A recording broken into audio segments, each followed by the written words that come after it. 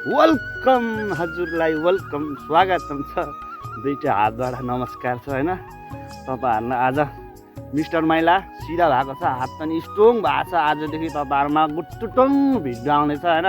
आजलाई चाहिँ म यता गोठालो गरिरहेको छु हैन। गोठालोमा पनि समथिङ बसिरहेको छु। गर्मीले काले काले पनि भएको छु, मन काले भएर मन पर्ने अलि मन नपर्ला मेरो भिडियो तपाईहरु हेर्दिनु होला हैन। टाइम दिएर दिनुहोस्। अनि अनि केही चिजहरुमा सहयोग मजाले मिल्न कारणले हात रिकभर भयो। समथिङ यहाँ स्टिल छ हातमा चाहिँ अहिले यतिको बगाइज हो। तपाईहरुले मलाई राम्रोसँगले हेरिदिनु भयो, थ्यांक यू हजुर। हृदयबाट धन्यवाद। तपाईहरुले लाइभमा पनि सहयोग गर्नुभयो कसरी पनि, ठिकै छ हैन। अब मेरो बिस्तारै रिकभर हुँदैछ। समथिङ अब म भयो भने अर्को सालतिर तपाईहरुको यो गाउँ छोडेर अब काठमाडौँ जाँदैछु। काठमाडौँ रिकभर भएपछि स्टिल झिकेपछि अनि साथसाथै यो आँखाको पनि अपरेसन हुन्छ होला मेरो।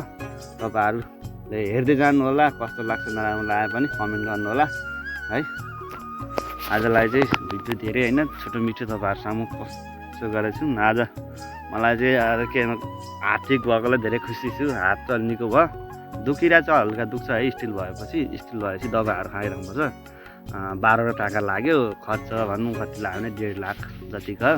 केही छैन, निको भयो, खुसी भयो। म त्यतै हैन। तपाईहरु के छ गर्मीको बेला हावाको फेन खाँदै हैन टुप्याम घिच्दै बस्नु भयो भन्नु मिल्दैन, खाने बस्नु भयो होला।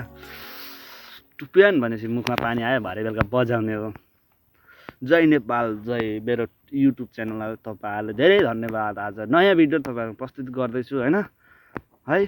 आज यति नै भिडियो, धेरै लङ भिडियो पनि सक्दिनँ बनाउनु। किन कारण भने गाईबस्तु हुन्छ, गाईबस्तु कुद्छन् हैन, त्यसले बनाउनु